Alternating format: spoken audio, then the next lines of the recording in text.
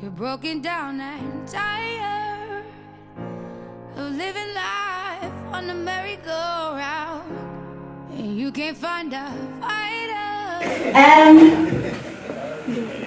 I'm gonna call our next keynote speaker, Miss Mabelebele. Good evening, everyone. Gibela. Congratulations to everyone. Thank you.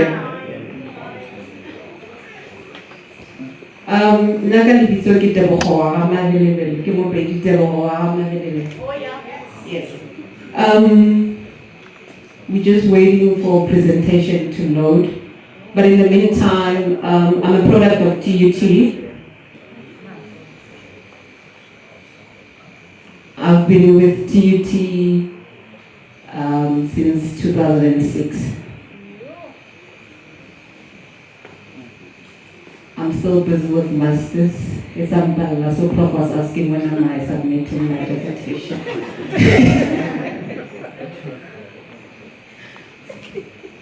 All right, so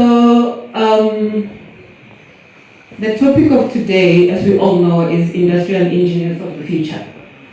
I think you guys did well. I know it's very difficult to achieve such high marks in your first years. So just a short background, in my first year I failed all 5 modules that I was doing. The transition from Limpopo to Gauteng was very difficult for me. Sorry for another day, let's continue with the presentation. Next slide, please. All right, so I took a different turn into what was asked that we present about the future of industrial engineers. So I work in the soft rock mining. It's coal mining. So that I think I'm not going to be able to lie to the people because you're from mining, you'll be able to expose me.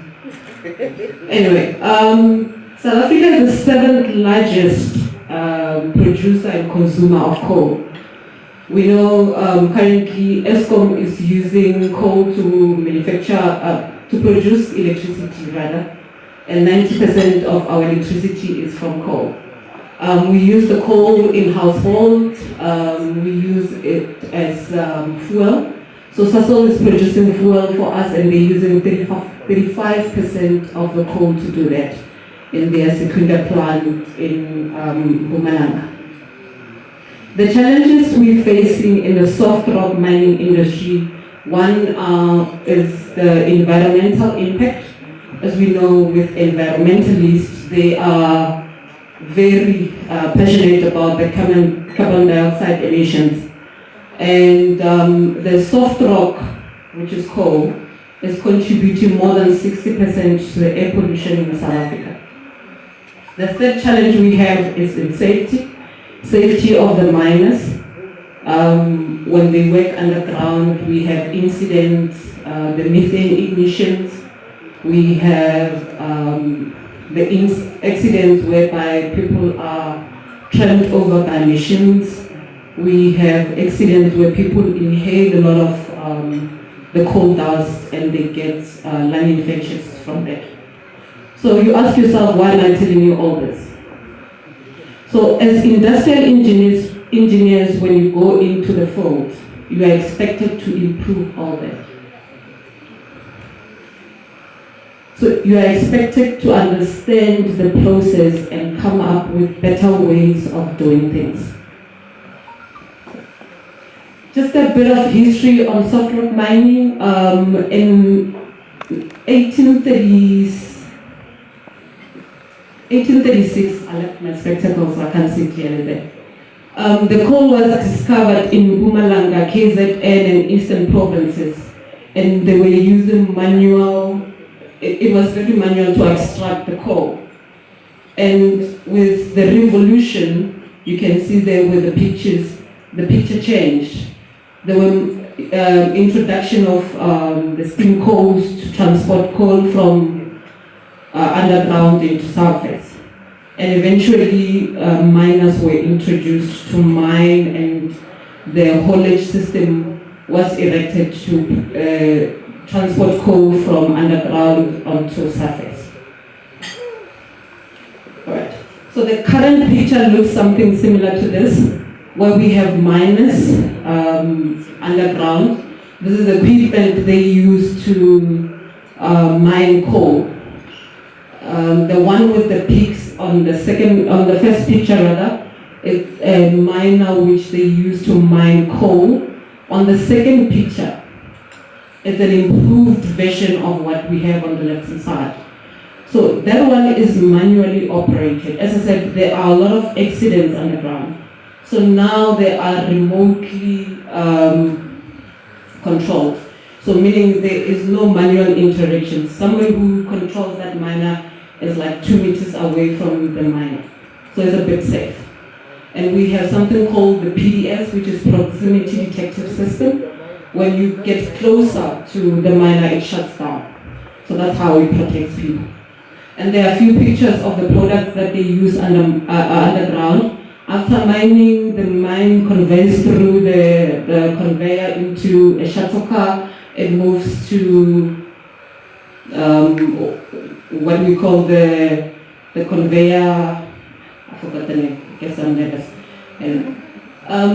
But basically, what they do, they mine and they transport the coal out of the mine, and then comes the last picture on the third one here, which is a bolter which bolts the roof so that it doesn't fall. If you see on the second picture, there are little dots there. The roof is supported.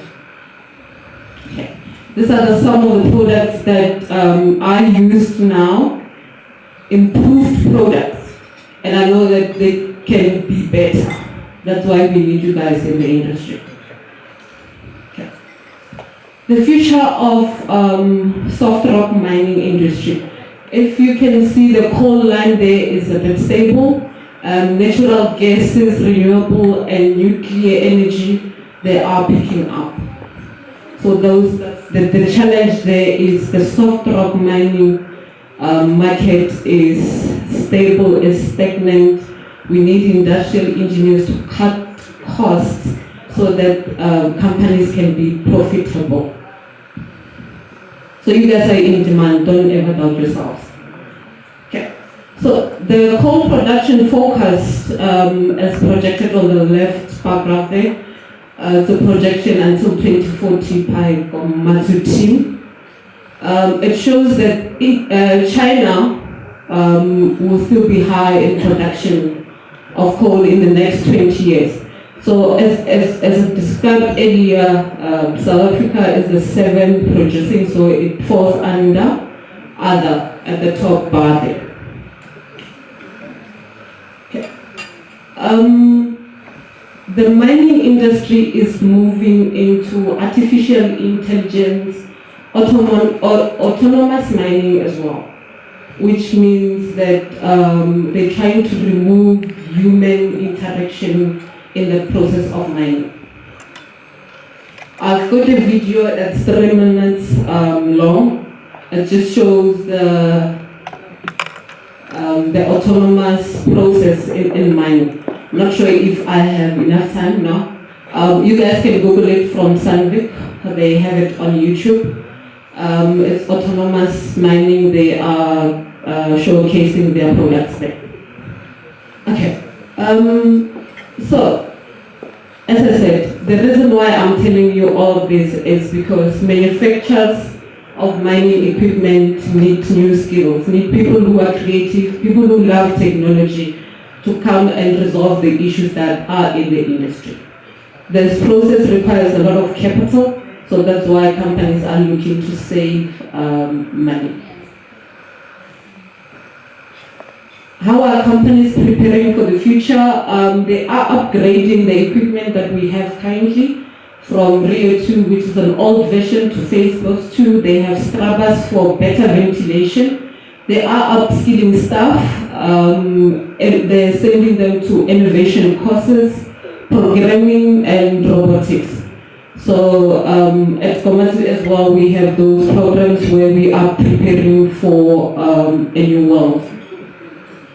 As the previous speakers have indicated, people, the companies are investing in research and development, trying to keep up with industry regulation and engaging with customers.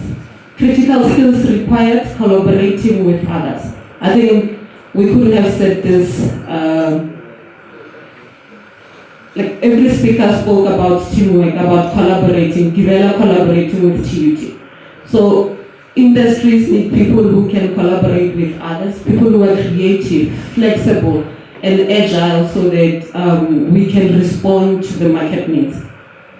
Critical thinking is one of the skills that are needed. One of the skills that we do not talk about, and it's very important, is emotional intelligence. So that you are self-aware, self-management, social awareness, and you are able to manage relations, as I said, because mostly you'll be collaborating with people. The importance of IE in this era. This is an abstract from my proposal, Prof, so you can give me credit for that. As we know, the companies are looking to reduce costs. So when you are presenting your project, indicate the cost savings, indicate the improvements that you'll be making. How is the company benefiting from your project? Why should they make an investment on your project? What are their return on investment?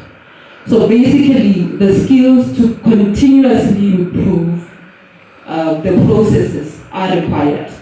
The companies need to reduce turnaround time to be able to respond to the market. As we all know, the pandemic caught all of us off guard. So we were forced to work with technology. A lot of industry, they don't have money at the moment. So they're looking to cut on costs. And that's where industrial engineers come in to identify waste within the system. And you'll be using the tools that you've learned in S1, by the way, don't throw away those textbooks. Your VCM, your work study books, those will be helping you. Okay. Lastly, the basic career roadmap. Identify the industry that you want to work in. And after doing that, do some sort of a SWOT analysis to determine your strengths, your weaknesses, and identify opportunities from that. And what are the threats based on your personality and the second one, prioritize based on personal factors. Consider other factors in demand, in the field.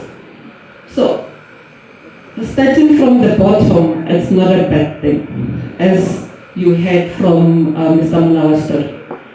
So sometimes you get into the industry, you're not given what you want. Do that, but have a plan on what is it that you want to do from there. Don't feel stagnant. Ask around, consult, speak to the experts in that particular field, seek advice. And the other thing that you guys undermine, you have each other. Talk to your peers, affiliate with different institutions that are busy with industrial engineering related activities. And it's not only in manufacturing where you can work. There is planning, there is scheduling, there is logistics, transport. You guys fit anywhere and in every field. The bodies that I was talking about, the South African Institute of Industrial Engineers, there's EXA, there is SAPIT, affiliate to those bodies, and you will benefit a lot from what they are doing. I think this is it from me. Thank you. Thank you. I think this blue, next time I'm not gonna wear this suit. Because I think she was wearing something blue. And now the time, if you tell her, so Each my stories now will come back to that.